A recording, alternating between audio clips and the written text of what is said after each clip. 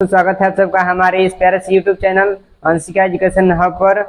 तो हम लोग आज पढ़ने वाले हैं मनुष्यों में पोषण। इससे पहले हम 2 वीडियो यूट्यूब पर अपलोड कर चुके हैं। तो जो भी बच्चे इस वीडियो को देख रहे हैं, इससे पहले 2 वीडियो अपलोड हो चुकी है, उसको भी जा करके देख लीजिए और आपको बहुत सारी चीज़ें समझ में आ जाएंगी। तो चलिए देर ना करते हुए स्टार्ट करते हैं। मनुष्यों में पोषण। मनुष्यों में पोषण क्या होता है? तो मनुष्यों में पोषण भोजन ग्रहण करना, यानी कि खाना, भोजन ग्रहण करना, उसे पचाना और पचे हुए भोजन से ऊर्जा बनाना पोषण कहलाता है। देखिए, भोजन ग्रहण करना, भोजन ग्रहण करना,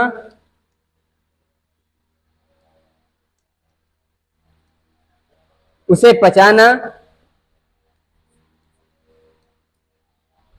उसे पचाना और पचे हुए भोजन से, पचे हुए भोजन से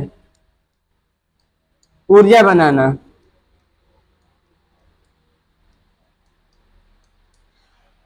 पोषण कहलाता है। पोषण कहलाता है। तो किसी भी शरीर के अंदर जब पोषण होगा, यानी कि भोजन ग्रहण किया जाएगा, तो जब वो भोजन ग्रहण करेगा, कोई भी जीव भोजन जब ग्रहण करेगा तो उसका क्या होगा? पाचन होगा। आज जब किसी भी शरीर के अंदर पाचन होगा तो उससे एनर्जी मिलेगी, ऊर्जा मिलेगी, तो वो कोई भी कार्य कर सकता है। तो पाचन होगा, उसके बाद से उसको ऊर्जा मिलेगी। तो उसका शरीर, किसी भी जीव के शरीर में अगर ऊर्जा रहेगी तभी तो वो काम कर सकता है, खेल भाग सकता है, दौड़ सकता है, खा सकता है, घूम सकता है, कोई भी कार्य कर सकता है। जब उसके शरीर में जान रहेगा तभी तो, और जान कहाँ से आएगा? पाचन से आएगा। अगर कोई भी चीज अगर नहीं पचता है तो भी शरीर में जान कुछ भी नहीं रहेगा। ठीक ना? तो चलिए मनुष्यों में पोषण अच्छे ढंग से पढ़ लिया जाए। क्या क्या इनमें चीजें होती हैं, देखिए। मनुष्यों में पोषण,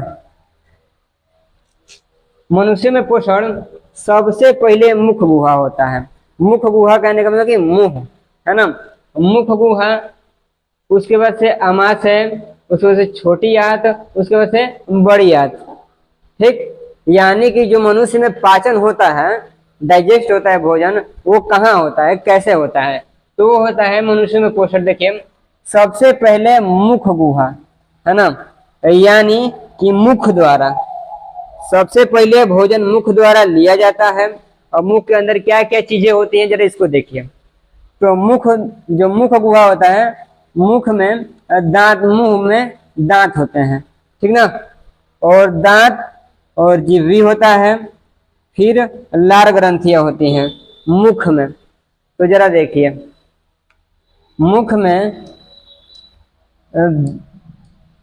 दांत और जीभा और लार, इनका कार्य क्या है? जो मुख गुहा होता है, सबसे पहले मुंह आता है, तो मुंह का कार्य क्या है? भोजन का अंतःग्रहण, है ना, यानी कि भोजन को ग्रहण करना, शरीर के अंदर लेना, है ना। देखिए, मुंह का कार्य क्या है? भोजन का अंतःग्रहण, मुंह में भोजन को लेना। दांत का कार्य क्या है? दांत का कार्य है भोजन को काटना। जो भी भोजन होगा उसे काटना, फाड़ना, तोड़ना, ये दांत का काम होता है। और मनुष्य के मुख में, और दांत का काम एक और है, चबाना। मनुष्य के मुख में 32 दांत होते हैं। सबसे पहले स्टार्टिंग टाइम पर जब वो शिशु होता है, माँ के पेट से जब जन्म लेता है, उस टाइम पे मनुष्य के मुख में, बच्चे के मुख में, नवजात के मुख में, नवजात नहीं, वो थोड़ा बड़ा होगा, जब बड़ा होने लगेगा तो उसके मुख में पहली बार जो दांत आएंगे 20 आएंगे। वो 12 साल की उम्र तक चलते हैं दांत। 20 दांत जब वो टूट जाते हैं, 20 दांत को दूध के दांत भी कहा जाता है। दूध के दांत जब ये टूट जाते हैं तो उनके मुख में 32 दांत आते हैं। और ये 32 दांत जब टूट जाएंगे तो उसके मुख में दांत नहीं आएंगे, किसी भी मनुष्य के मुख के अंदर। ठीक ना? तो आप जान रहे दांत का काम क्या होगा? काटना, फाड़ना, चबाना, भोजन को निगलने में मदद करना, देखिए जीभ, इसका कार्य क्या है? जीभ, जीभ का कार्य क्या होता है? जीभ का कार्य होता है भोजन को लार के साथ पूरी अच्छे तरीके से मिलाना। जीभ का कार्य क्या है? भोजन को अच्छे तरीके से लार में मिलाना, ताकि वो एक बोलस का रूप ले सके और शरीर के अंदर डाइजेस्ट हो सके, जा सके, आसानी से जा सके। लार का भी मिलना जरूरी होता है। तो अच्छा, आप कहेंगे कि सर ये लार क्या होता है? देखिए, लार ग्रंथियों से निकलता है ना। लार ग्रंथि से निकलने वाला जो रस होता है, मनुष्य के मुख में लार ग्रंथियां होती हैं, 3 जोड़ी लार ग्रंथियां होती हैं, और उनसे जो रस निकलता है, जो पानी की तरह रस निकलता है, उसे कहते हैं लार रस। ठीक ना, लार रस कहते हैं या सलाइवा बोलते हैं, लार बोलते हैं। तो इसके आगे पढ़ लिया जाए। देखिए, और लार का काम क्या है? भोजन को अच्छे ढंग से मिलाना और फेंटना। देखिए, लार ग्रंथियां जो होती है मनुष्य के मुख के अंदर, वो 3 जोड़ी होती है। कौन कौन होती है? देखिए, लार ग्रंथियां पहले होती क्या है ये देख लीजिए।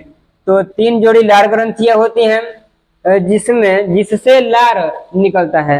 लार ग्रंथियों से लार निकलता है। जीभा द्वारा भोजन को लार में मिलाया जाता है, और जीभ द्वारा भोजन को लार में मिलाया जाता है। लार ग्रंथि से प्रतिदिन 1 से 1.5 लीटर लार निकलता है। यानी कि जो लार ग्रंथि होता है उससे प्रतिदिन और डेली 1 से 1.5 लीटर लार स्रावित होता है, निकलता है। लार ग्रंथि से लाइसोजाइम, टाइलिन और डाइस्टेज तथा म्यूलिन नामक एंजाइम निकलते हैं। कौन कौन से एंजाइम निकलते हैं लार ग्रंथि से? लार ग्रंथि क्या है? लार ग्रंथि से लार निकलेंगे जो कि भोजन को पचाने में मदद करेंगे। कौन कौन से? लाइसोजाइम, टाइलिन, डाइस्टेज और म्यूलिन नामक एंजाइम निकलते हैं। देखिए, जो लाइपेज होता है, ये लाइपेज का कार्य क्या है? तो लाइपेज एंजाइम कीटाणुओं को मार देता है। से बहुत सारे भोजन पर बैक्टीरिया चिपके होते हैं। हम लोग इसे छोड़ देते हैं खुले भोजन को, उसमें ढेर सारे बैक्टीरिया करके चिपक जाते हैं, जो कि कीटनाशक होते हैं, हमारे शरीर को क्षति पहुंचा सकते हैं। ठीक ना। तो जब भोजन ग्रहण करते हैं तो मुख ही में क्या करता है? लाइसोजाइम की कीटाणुओं को मार देता है। मुख में ही कीटाणु को लाइसोजाइम मार देता है। और टाइलिन और डाइस्टेज, टाइलिन तथा डाइस्टेज जो होते हैं, ये क्या करते हैं? स्टार्च का निर्माण करते हैं। स्टार्च आता कहाँ से है? अनाज, गेहूं, चावल, मक्का इत्यादि हरी सब्जियां जो कुछ भी है, ये क्या करते हैं? स्टार्च का निर्माण करते हैं। इसी को पचाने में कौन मदद करता है? टाइलिन और डाइस्टेज। म्यूलिन क्या होता है? ये देखिए, म्यूलिन जो होता है भोजन को चिपचिपा बना देता है। भोजन को चिपचिपा बना देता है लार के साथ, ताकि जो भोजन हो सके आसानी से शरीर के अंदर जा सके, गले के अंदर जा सके। ठीक ना। तो आगे बढ़ते हैं। देखिए, जो लार ग्रंथियां होती हैं वो 3 प्रकार की होती हैं। कौन कौन? पैरोटिड ग्रंथि, सबमेंडिबुलर और सबलिंगुअल ग्रंथि। लार ग्रंथियां 3 होती हैं। कौन कौन? पैरोटिड ग्रंथि, सबमेंडिबुलर और सबलिंगुअल ग्रंथि। तो पैरोटिड ग्रंथि होती कहाँ है और इसका कार्य क्या है? देखिए, पैरोटिड जो ग्रंथि होती है ये मुख में सबसे बड़ी ग्रंथि होती है। पैरोटिड ग्रंथि होती कहाँ है? ठीक कान के मध्य, यानी कि इधर से देखा जाए तो कान के बीचों बीच होती है ना। कान के सामने होती है, मध्य भाग में होती है। और जो पैरोटिड ग्रंथि होती है करती क्या है? लार का 25% भाग बनाता है। जो पैरोटिड ग्रंथि होता है वो लार का 25% भाग बनाता है। और 10 पर कब बनाता है ये? जब आप भोजन कर रहे होगे, यानी कि जब आप कोई भी सामान खा रहे होगे तो 25% भाग लार का बनाता है कौन? पैरोटिड ग्रंथि। और जब आप भोजन नहीं करते हो, आप ऐसे ही रहते हो, उस टाइम पे जो पैरोटिड ग्रंथि होती है वो 10% लार का निर्माण करती है शरीर मुंह के अंदर, है ना। देखिए, और सब मैंडिबुलर जो ग्रंथि होती है यह कहाँ पाई जाती है? देखिए, यह जबड़े का, ये जबड़ा हो गया, ठीक ना, ये जबड़े की सतह पर पाई जाती है, जबड़े की सतह पर पाई जाएगी। कौन? सबमेंडिबुलर। इसका कार्य क्या है? ये प्रोटीन को स्रावित करती है ना, प्रोटीन को स्रावित करती है, लार को मुलायम करती है, और जो लार बनेगा लार को मुलायम करेगा और प्रोटीन को स्रावित करेगा। सबलिंगुअल ग्रंथि क्या करती है? सबलिंगुअल ग्रंथि ये जीभ के नीचे स्थित होती है, जो जीभ होता है टंग, टंग के नीचे स्थित होती है सबलिंगुअल ग्रंथि, ठीक ना, जीभ के नीचे स्थित होती है, और ये सबसे छोटी ग्रंथि होती है। लार ग्रंथियों में सबसे छोटी ग्रंथि कौन होती है? सबलिंगुअल ग्रंथि। और लार ग्रंथि में सबसे बड़ी ग्रंथि कौन होती है? पैरोटिड ग्रंथि। ये ग्रंथि सबसे बड़ी होती है और ये ग्रंथि सबसे छोटी होती है। जो सबलिंगुअल ग्रंथि होती है करती क्या है? ये श्लेष्मा का निर्माण करती है, और श्लेष्मा जैसे कफ, है ना, कफ जैसे पदार्थ को निर्माण कौन करता है? सबलिंगुअल ग्रंथि। उसको स्रावित भी करती है।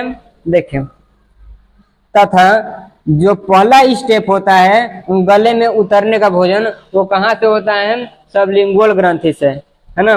पाचन की शुरुआत, सबसे पहले पाचन की शुरुआत मुख में कहाँ से होती है? सबलिंगुअल ग्रंथि से, कहा कि यही सबसे लास्टिक ग्रंथि बचती है और यहीं से भोजन अंदर की तरफ जाता है। तो इतना समझ में आया? आगे बढ़े सर, काट दिया जाएगा उतना। देखिए, आगे है दांत। मुख में जीभ के अलावा और ग्रंथियों के अलावा दांत होते हैं। दांत का काम होता है भोजन को चीरना, फाड़ना, काटना, ठीक ना। देखिए, दांत का जो अध्ययन होता है, दांत के बारे में आप पढ़ाई करने जाएंगे, उसकी स्टडी करेंगे, तो उसको बोला जाएगा ओडोंटोलॉजी। दांत के अध्ययन को ओडोंटोलॉजी कहा जाता है। और दांत बना होता है, सबसे ज्यादा जो दांत होते हैं,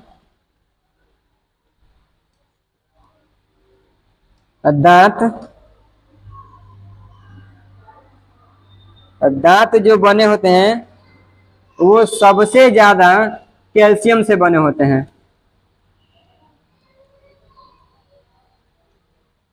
कैल्शियम से बने होते हैं दांत, सबसे ज्यादा कैल्शियम से बने होते हैं, क्योंकि उनमें सर्वाधिक मात्रा में कैल्शियम पाया जाता है। दांतों के निर्माण में, ये पूरा दांत है ना, इस दांत के पूरे निर्माण में कैल्शियम 85, कैल्शियम फास्फेट 85% पाया जाता है। Calcium phosphate CaPO4, calcium phosphate 85% पाया जाता है। और तथा 10% कैल्शियम कार्बोनेट पाया जाता है। जो दांत होता है, दांत के निर्माण में कैल्शियम फास्फेट 85% पाया जाता है, 10% कैल्शियम कार्बोनेट पाया जाता है, और जो 5% शेष परसेंट जो बचता है वो बना होता है किसका? कैल्शियम क्लोराइड का बना होता है। 5% भाग कैल्शियम क्लोराइड का बना होता है। देखिए, दांतों का क्षय होना, कभी कभी दांत क्या होते हैं कि साइड साइड से टूटने लगते हैं, बिखरने लगते हैं, साइड साइड से भुरकुनी छोटे छोटे छोटे छोटे धूल के कण की तरह छोड़ने लगते हैं।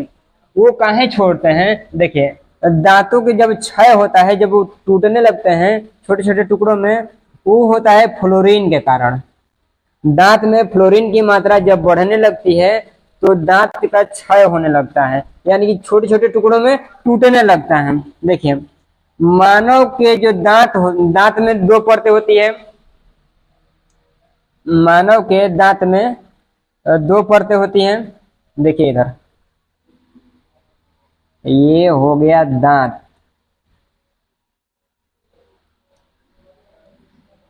बनाना सीख जाइए। ये हो गया दांत, ठीक ना। और दांत, मनुष्य के दांत की दो परतें होती हैं, कौन कौन, इधर देखिए। मनुष्य के दांत की दो परतें होती है, एक इनामेल और एक डेंटाइन। देखिए, ये जो ऊपर वाला भाग होता है ये होता है इनामेल। जो ऊपर का भाग होता है ये होता है इनामेल, और ये जो नीचे का भाग होता है ये होता है डेंटाइन।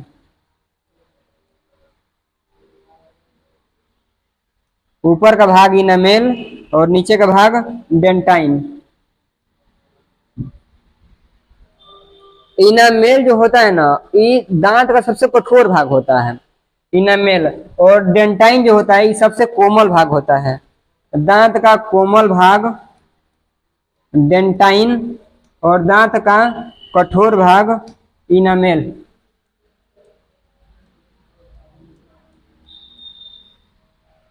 कभी कभी क्या होता है कि किसी किसी को दर्द होने लगता है दांत में, यानी कि जब उसके साइड के जो दांत होते हैं, ये साइड वाले जो दांत होते हैं, वो कहाँ उनमें खराबी क्या आता है, पहले तो ये के जो इनामेल है ये टूट भी जाएगा तो कोई बात नहीं, और ये डेंटाइन जो है अंदर का जो भाग है ये बहुत कोमल होता है। डेंटाइन जो होता है ये बहुत कोमल होता है। जब इसको क्षति पहुंचती है तो इंसान के दांत में दर्द होना शुरू होता है, दांत में दर्द शुरू हो जाता है। और ये कब खराब होता है, कैसे खराब होता है, जैसे कि हम लोग ब्रश करते हैं और ये भोजन पूछते हैं खाते हैं तो ये साइड साइड से आ करके इसी पर रगड़ा जाता है, कुचाता है, उसके बाद अच्छे ढंग से साफ नहीं हो पाता है। तो क्या होता है कि सबसे पहले ऊपरी सतह खराब होती है, धीरे धीरे धीरे धीरे वो गड्ढे की तरफ होता जाता है, बाद में आ करके ये नीचे की सतह से खराब होने लगता है। जैसे समझिए,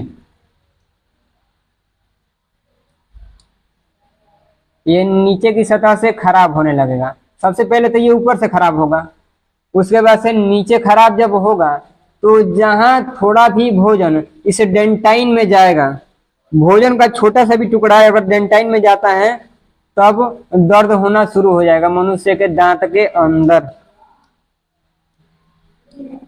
अगर भोजन का छोटा भी टुकड़ा इसमें जाता है, भोजन का टुकड़ा, अगर भोजन का छोटा भी टुकड़ा अगर डेंटाइन में जाकर के फंस जाता है तो दांत दर्द करना शुरू कर देता है। तो आज के लिए इतना ही।